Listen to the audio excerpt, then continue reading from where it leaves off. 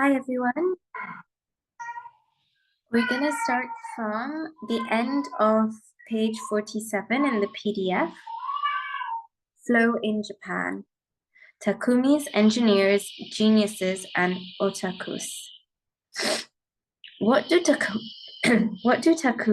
artisans, engineers, inventors, and otakus, fans of anime and manga, have in common? They all understand the importance of flowing with their Ikigai at all times. One widespread stereotype about people in Japan is that they're exceptionally dedicated and hardworking.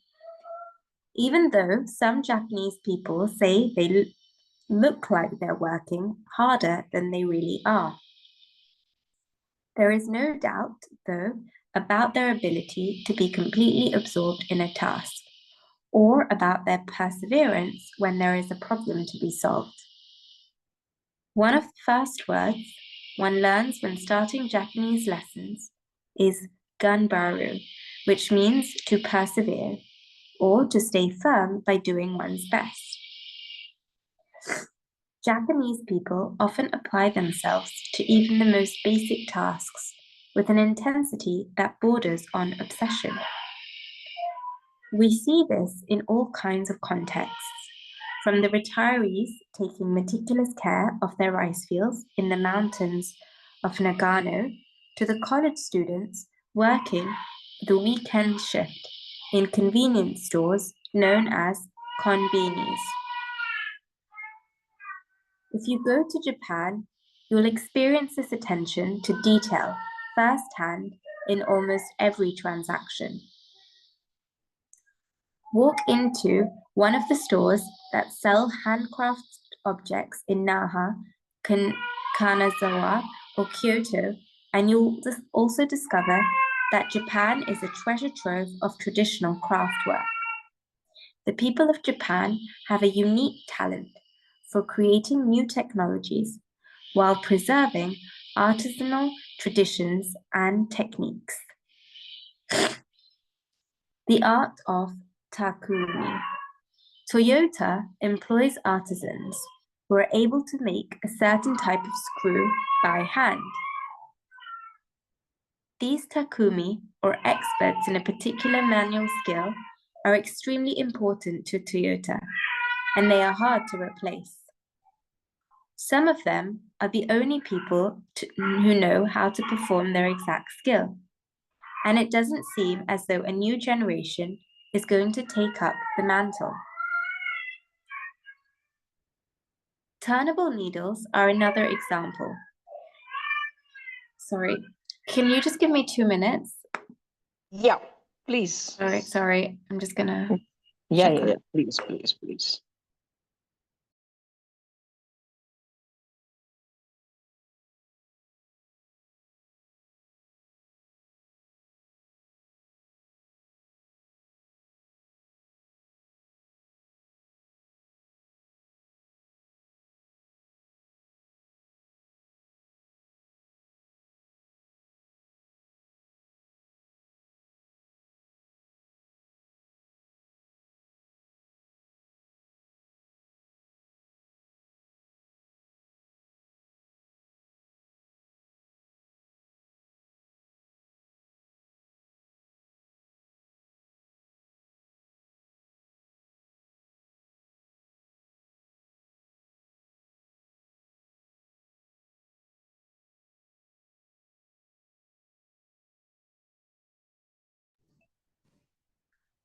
Hi, so sorry about that. So Anushka, if you need a break or you want to do something, I will take over for a little while.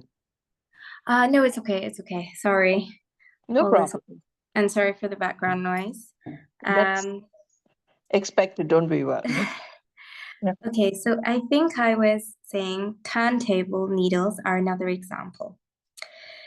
They're produced almost exclusively in Japan, where you can find the last remaining people who know how to use the machinery required to make these precision needles, and who are trying to pass on their knowledge to their descendants. We met a Takumi on a visit to Kumano, a small town near Hiroshima. We were there for the day, working on a photo essay for one of the most famous brands of makeup brushes in the West.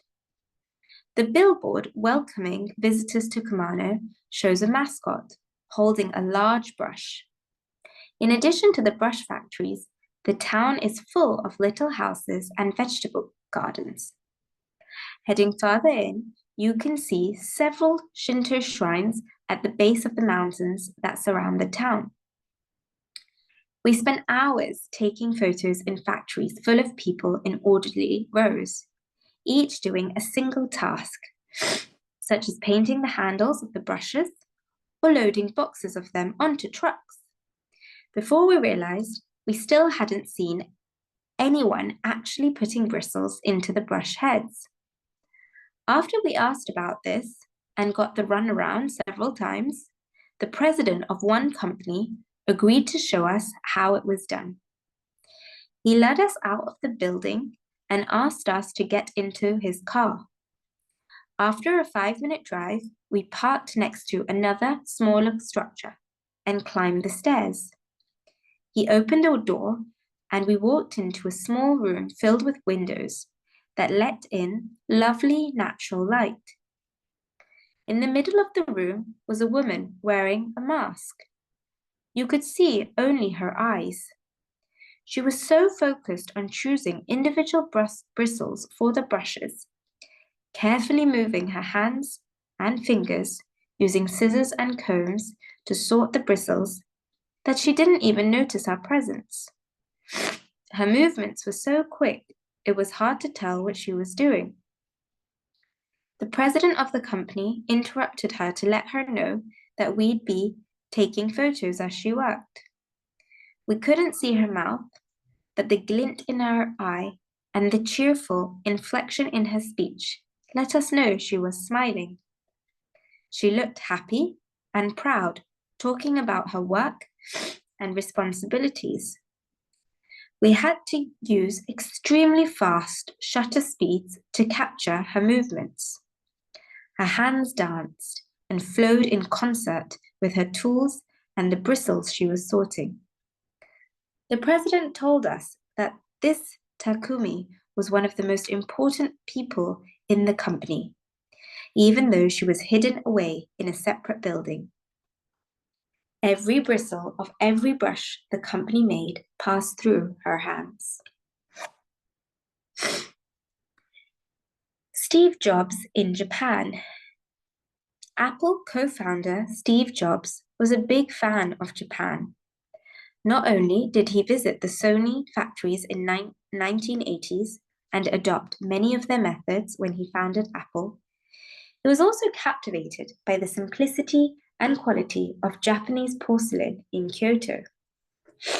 It was not, however, an artisan from Kyoto who won Steve Jobs' devotion, but rather a Takumi from Toyama named Yukio Shangunaga, who used a technique called Echu Setoyaki, known by only a few.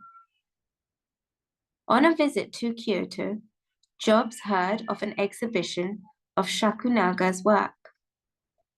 He immediately understood that there was something special about Shakunaga's porcelain. As a matter of fact, he bought several cups, vases, and plates, and went back to the show 3 times that week. Jobs returned to Kyoto several times over the course of his life in search of inspiration, and ended up meeting Shakunaga in person. It is said that Jobs had many questions for him, almost all of them about the fabrication process and the type of porcelain he used.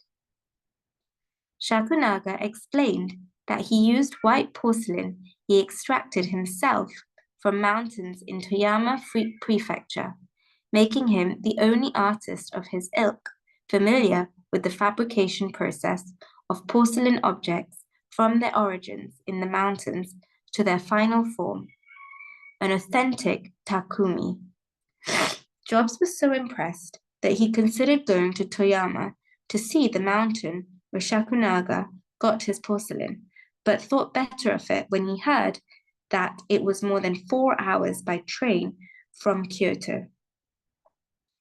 In an interview after Jobs' death, Shakunaga said he was very proud that this work had been appreciated by the man who created the iPhone. He added that Jobs' last purchase from him had been a set of 12 teacups. Job had asked for something special, a new style. To satisfy this request, Shakunaga made 150 teacups in the process of testing out new ideas. Of these, he chose the 12 best and sent them to the Jobs family. Ever since his first trip to Japan, Job was fascinated and inspired by the country's artisans, engineers, especially at Sony, philosophy, especially Zen, and cuisine, especially sushi.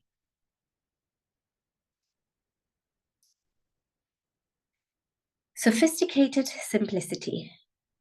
What do Japanese artisans, engineers, Zen philosophy, and cuisine have in common? Simplicity and attention to detail. It's not a lazy simplicity, but a sophisticated one that searches out new frontiers, always taking the object, the body, and mind, or the cuisine to the next level, according to one's Ikigai.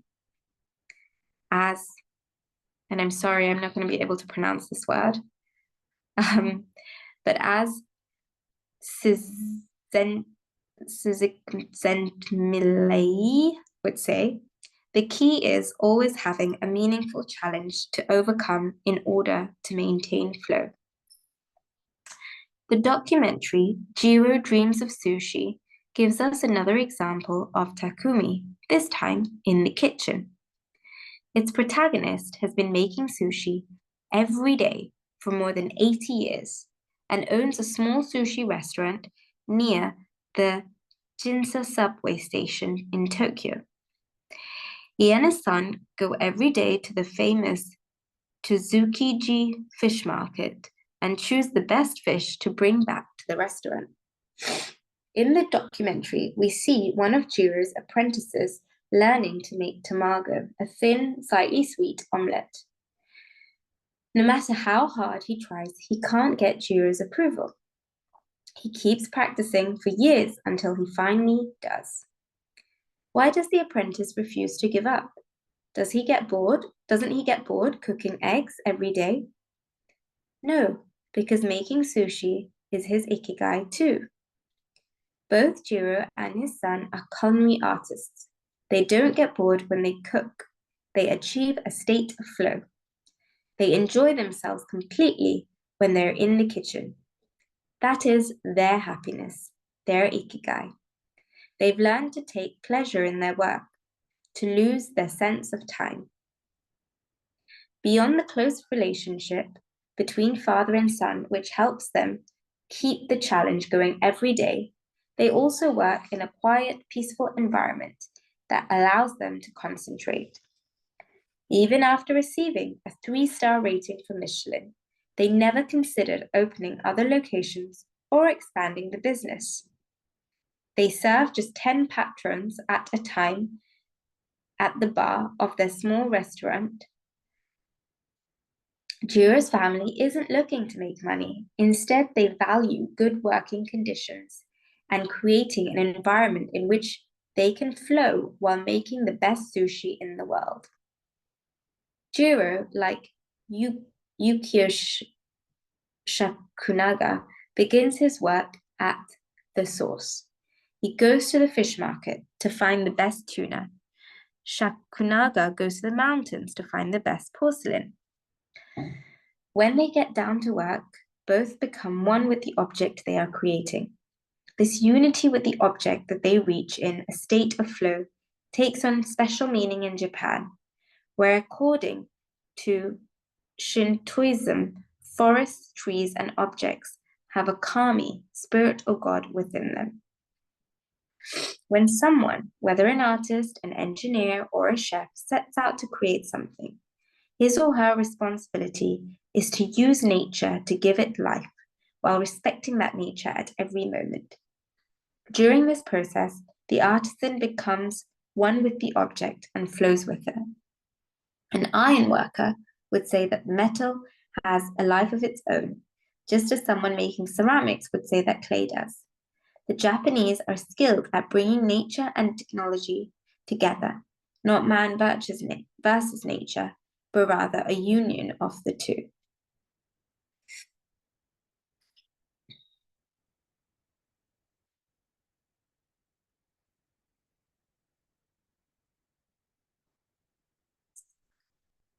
Okay, so I guess this might be a nice point to just stop.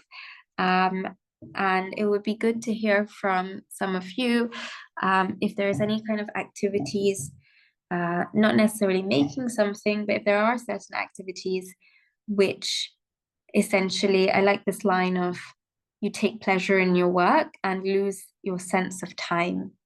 So if anyone wants to share anything that they find, helps them lose their sense of time, lose kind of their worries, their stresses, any kind of activities.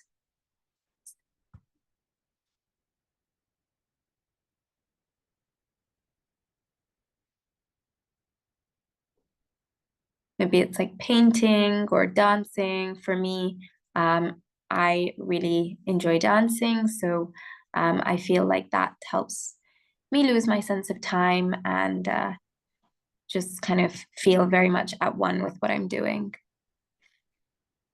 Here, I think I will be the first one to start, Anushka. Yeah. See, I don't know. There are times when I'm in the flow of working, I don't even know the time. But at the same time, there are times that I don't have any concentration. It's just a huge effort to sit through and finish the job I had taken upon. So I don't know where my Ikigai comes from or when it comes, but when I'm in the zone, I can work for hours. But when I'm Mm-hmm. not in the zone, even like 15, 20 minutes is a huge issue. But yeah, for me, stress busting is listening to music Mm-hmm. and chanting. I am I'd like to call myself, I'm spiritually inclined, so I do a lot of chanting and of course Nice. meditation. Mm-hmm. Yeah. So who would go next?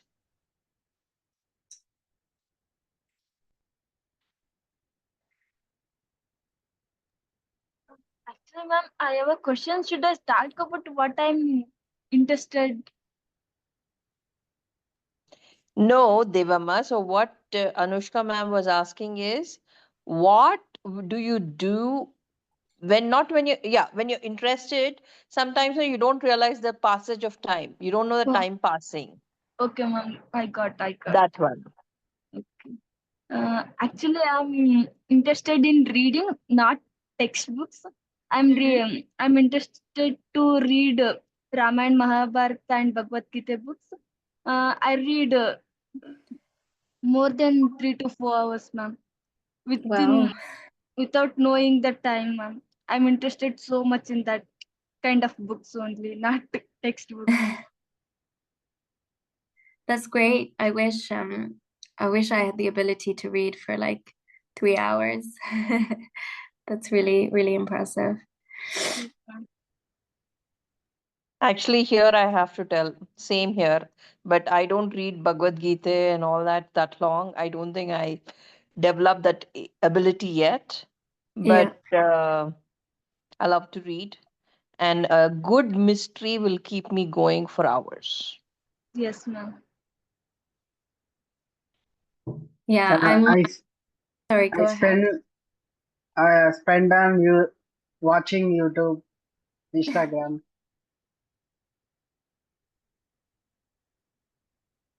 That's all.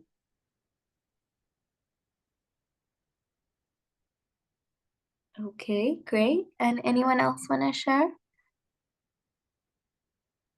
Good evening, everyone. Two things which I get lost in. One is my favorite pastime, that is reading. I really don't get like if something is interesting, mostly mystery is something which I like to read or to watch also. Watching is very less, but reading more. And that is something which I get lost and I lose sense of time, how long it has been I've been reading. And second thing which I get lost many a times is cooking. I love to cook. And like when I'm cooking, I really lose time, sense of time, how long I have been in the kitchen, how many dishes I've made, especially when someone is coming over. So it's really that. When I was reading, when you were reading about the passage of sushi, making sushi, so same thing with me. I also try to make it perfect things. Some dishes that are my signature dishes, they should come out perfectly. And what is your signature dish? I'm sorry, I don't know if any of you are eating non-veg or not, but Ah. one is curd chicken. That is something like very good, which I make. Everybody likes it. And Loki is there, na? Uske, Loki ke kofte. I don't know what it is called. So these two dishes, like anybody, if he's coming home, so if my friends or anybody who knows me comes home, so they will always say, make these two things at least, whatever else you're making, but these two things you have to make. Oh, that's so nice. All right, great. I think that's everyone has shared something. So let's continue with the purity of Ghibli. There are those who say that the Shinto value of being connected with nature is vanishing. One of the harshest critics of this loss is another artist with a clearly defined Ikigai.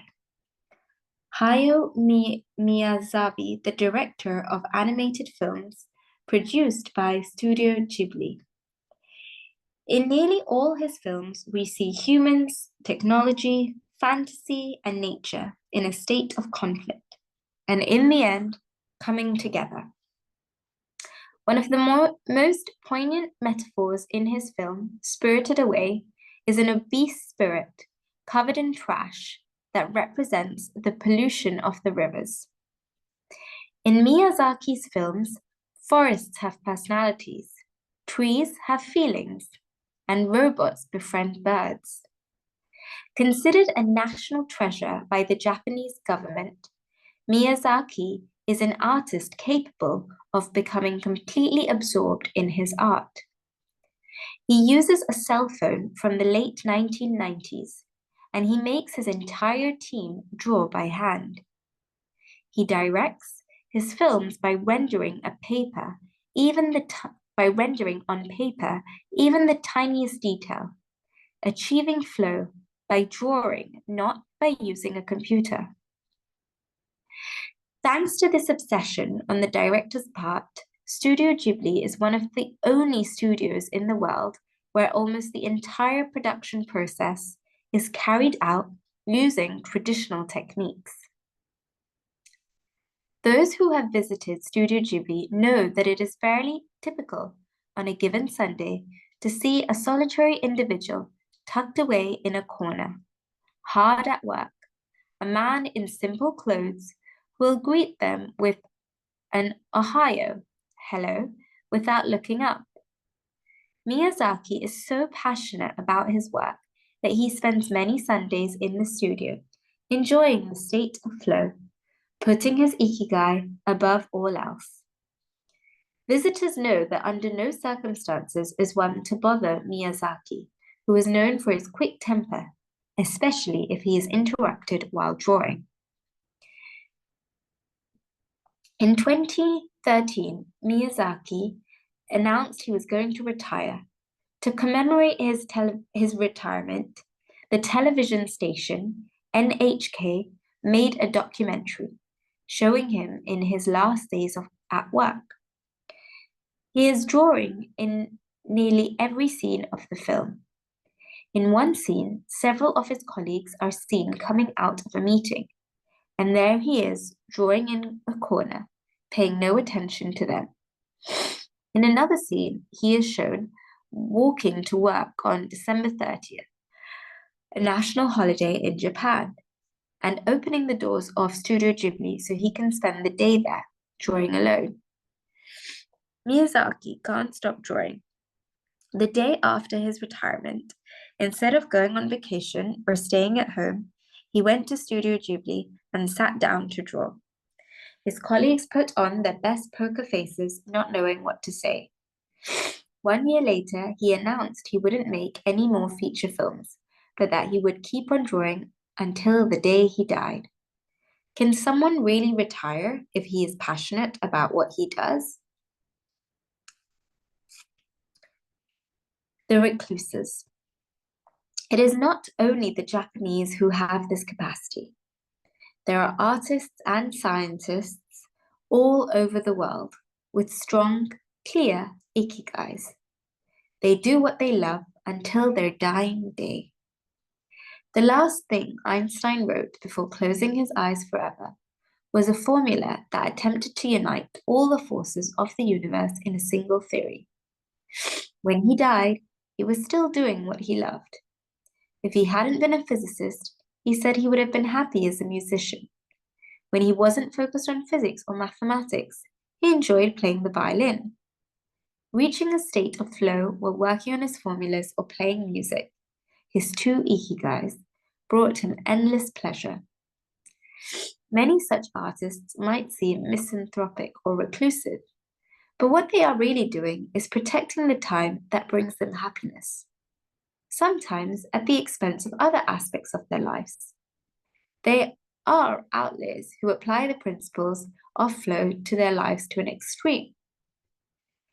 Another example of this kind of artist is the novelist Haruki Murakami. He sees only a close circle of friends and appears in public in Japan only once every few years.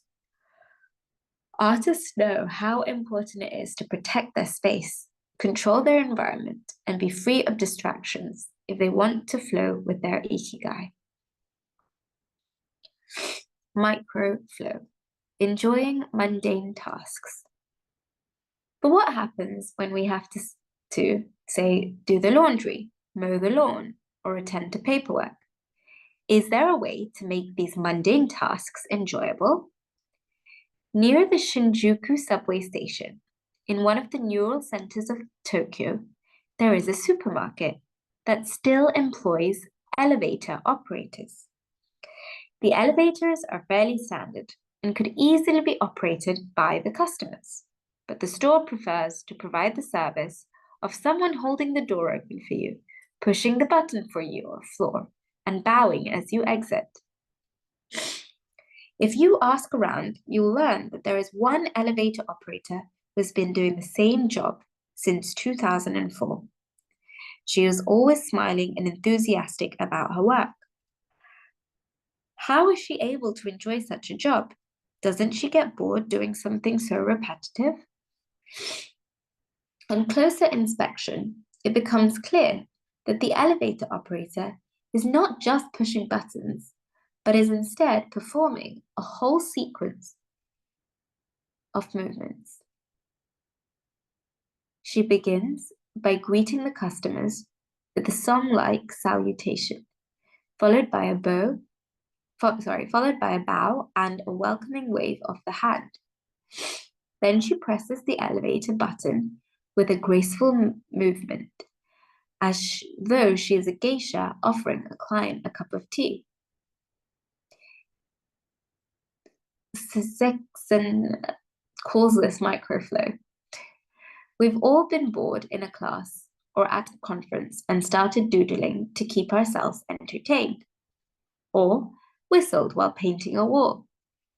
If we're not truly being challenged, we get bored and add a layer of complexity to amuse ourselves.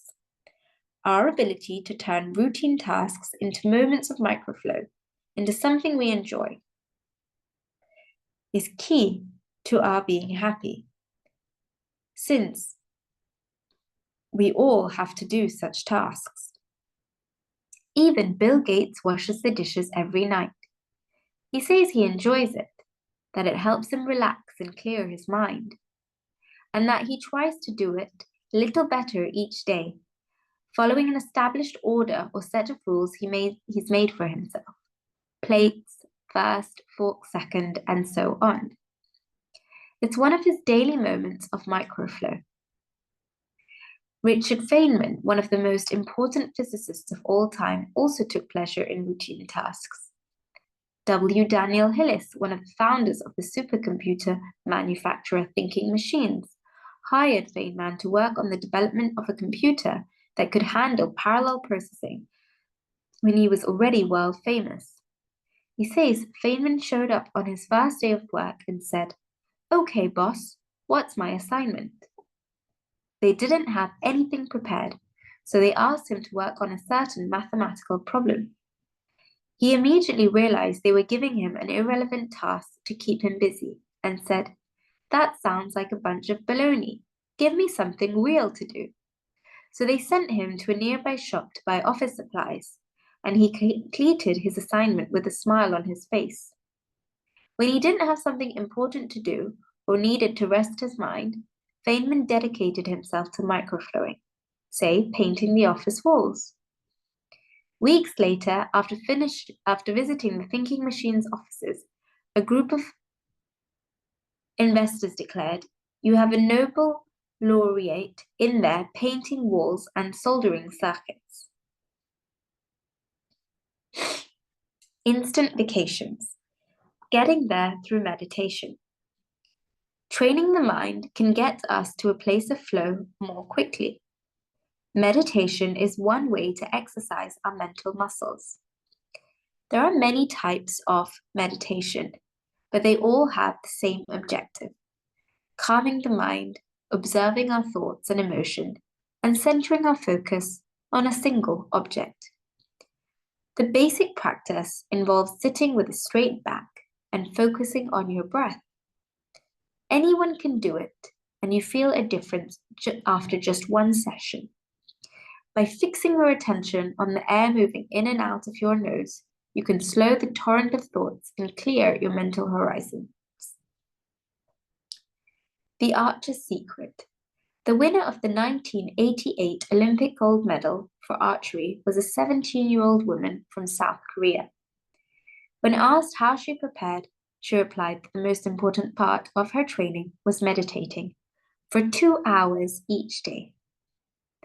If we want to get better at reaching a state of flow, meditation is an excellent antidote to our smartphones and their notifications constantly clamoring for our attention. One of the most common mistakes among people starting to meditate is worrying about doing it right, achieving absolute mental silence or reaching nirvana. The most important thing is to focus on the journey. Since the mind is a constant swell of thoughts, ideas, and emotions, slowing down the centrifuge, even for just a few seconds, can help us feel more rested and leave us with a sense of clarity. In fact, one of the things we learn in the practice of meditation is not to worry about anything that flits across our mental screen. The idea of killing our boss might flash into our mind, but we simply label it as a thought and let it pass like a cloud, without judging or rejecting it. It is only a thought, one of the 60,000 we have every day, according to some experts. Meditation generates alpha and theta brainwaves. For those experienced in meditation, these waves appear right away, while it might take a half hour for a beginner to experience them. These relaxing brainwaves are the ones that are activated right before we sleep, as we lie in the sun, or right after taking a hot bath. We all carry a spa with us everywhere we go. It's just a matter of knowing how to get in. Something anyone can do with a bit of practice. Humans as ritualistic beings. Life is inherently ritualistic. We could argue that humans naturally follow rituals that keep us busy. In some modern cultures, we have been forced out of our ritualistic lives to pursue goal after goal in order to be seen as successful. But throughout history, humans have always been busy. We were hunting, cooking, farming, exploring, and raising families. Activities that were structured as rituals to keep us busy throughout our days. But in an unusual way, rituals still permeate daily life and business practices in modern Japan. The main religions in Japan, I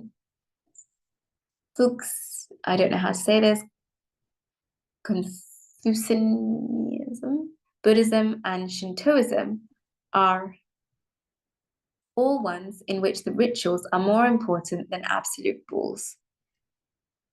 When doing business in Japan, process, manners, and how you work on something is more important than the final results. Whether this is good or bad for the economy is beyond the scope of this book. What is indisputable, though, is that finding flow in a ritualistic workplace is much easier than in one in which we are continuously stressed about trying to achieve unclear goals set by our bosses. Rituals give us clear rules and objectives, which help us enter a state of flow. When we have only a big goal in front of us, we might feel lost or overwhelmed by it. Rituals help us by giving us the process, the sub-steps on the path to achieving a goal. When confronted with a big goal, try to break it down into parts and then attack each part one by one. Focus on enjoying your daily rituals, using them as tools to enter a state of flow. Don't worry about the outcome. It will come naturally. Happiness is in the doing, not in the result. And as a rule of thumb, remind yourself, rituals over goals. The happiest people are not the ones who achieve the most. They are the ones who spend more time than others in a state of flow. Using flow to find your Ikigai. After reading this chapter, you should have a better idea of which activities in your life make you enter flow. Write all of them on a piece of paper. Then ask yourself these questions. What do the activities that drive you to flow have in common? Why do those activities drive you to flow? For example, are all the activities you most like doing ones that you practice alone or with other people? Do you flow more when doing things that require you to move your body or just to think? In the answers to these questions, you might find the underlying Ikigai that drives your life. If you don't, then keep searching by going deeper into what you like by spending more of your time in activities that make you flow. Also try new things that are not on the list of what makes you flow, but that are similar and that you are curious about. For example, if photography is something that drives you into flow, you could also try painting. You might like it even more. Or if you love snowboarding and have never tried surfing. Flow is mysterious. It is like a muscle. The more you train it, the more you will flow, and the closer you will be to your Ikigai. Okay, I think I will stop here for today just because it's the end of the chapter, so it's a nice point to stop at. So before we wrap up, I thought it would be nice for us to kind of share maybe, there were a lot of different parts actually of this last few pages that I really enjoyed reading. So I'd love to know like if there were any parts of this section which you guys really enjoyed, a message that really resonated with you. So for me, I can go first. When I'm reading this, one part I really liked, which was this part about meditation. So I have tried to meditate at various occasions throughout my life, and I always feel like I'm doing it wrong, because I'm always distracted by thinking about so many different things. And so I found that this piece about meditation, and this idea that when you meditate, you're always worrying about doing it right, really kind of hit a point for me. And I liked this way of dealing with it is by labeling what you're thinking as a thought and essentially moving on from that thought. So yeah, that was actually something I really needed to hear. So if there was anything else that you guys read and really liked, please share it. It'll be nice for us all to discuss it.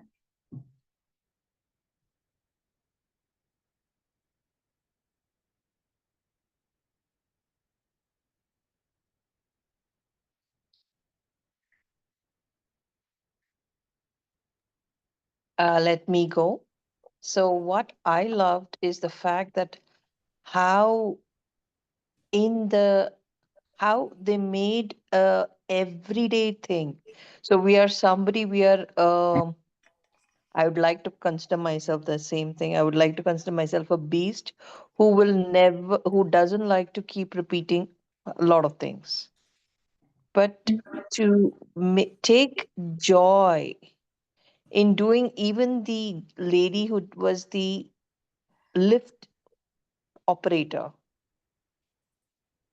the joy she took in doing what she did was the defining moment for me, that said, okay, you know, everyday mundane tasks can become beautiful just by thinking of it differently. And yeah, I'm a regular meditator, but I still have these days where I'm in the zone, and sometimes I'm just like 10 minutes. I keep opening my eyes and checking, is my 10 minutes over? So I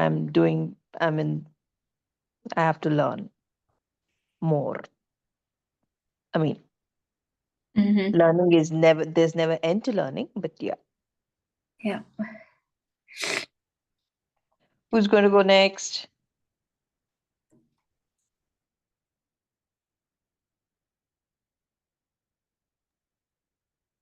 As rightly said by Kanti ma'am, it is, I too meditate every day, but some days are like that I don't know where the concentration goes. The moment you close your eyes and thousand of things come to your mind, and it becomes difficult. And at times it is so nice that you just feel like that you don't know how the time passed, such a long time passed. And sometimes it is like that even one minute, like in the 10-minute span, I will open my eyes at least 10 times to see if that pass. Sometimes it happens, like might be the concentration is not proper, sometimes the ambience, sometimes the day has not gone good many a times. So there are so many things that happen to flash the mind, even though we have to think it that it is a passing thought, but being human beings, we get affected by it. Yeah, Yeah, for sure. thank you so much.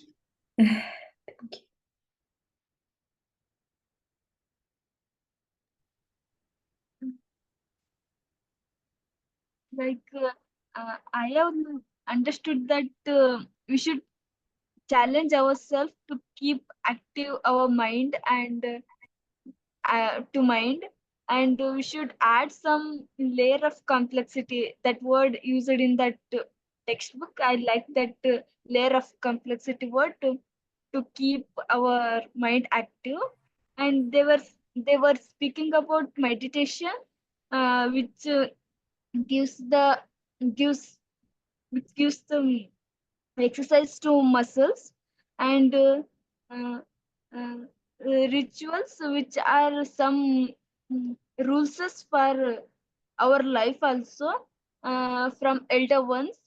Um, we, they were they are the clear objectives what we can do in our life, and what we should not do in our life. I have understood that.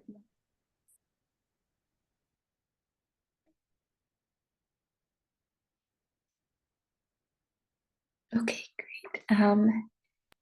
Thanks, Uh, David. Ma'am, I also do meditation, not daily, but 2 days once. I feel energy is flowing to my body, and my head is rotating in meditation. My head is, uh, I feel the power. I like meditation.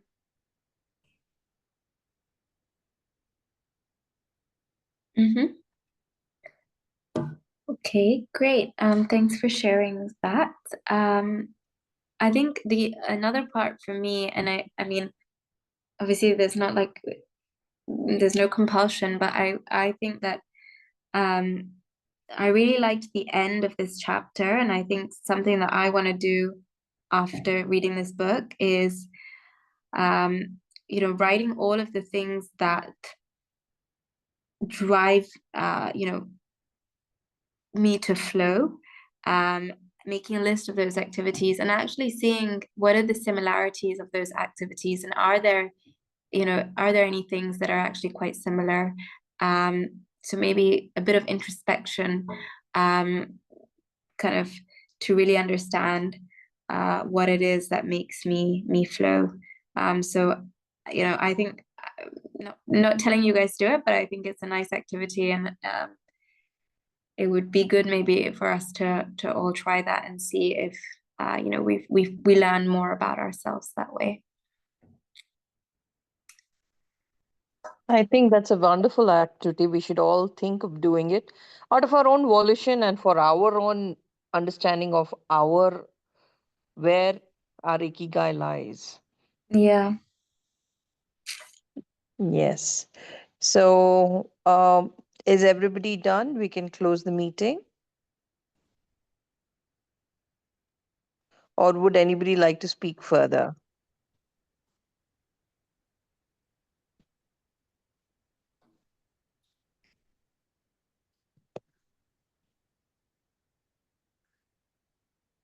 So we can close the meeting?